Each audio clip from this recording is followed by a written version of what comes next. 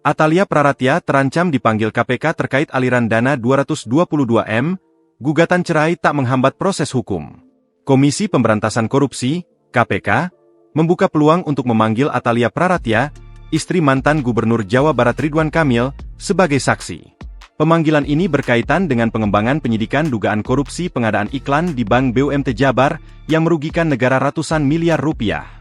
Langkah ini diambil guna mengonfirmasi temuan baru penyidik serta melengkapi keterangan saksi-saksi sebelumnya dalam pusaran dana non-budgeter bank plat merah tersebut. Juru bicara KPK, Budi Prasetyo, menegaskan bahwa setiap pihak yang dianggap memiliki keterangan penting bagi penyidik dapat dipanggil, termasuk Atalia Praratya.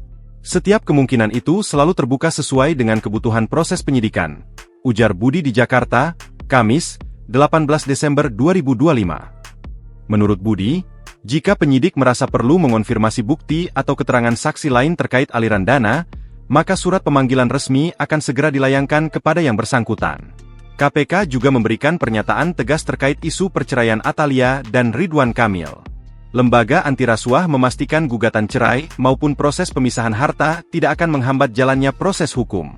Kasus ini berawal dari dugaan pemotongan anggaran belanja iklan Bank BUMT Jabar sebesar 50%.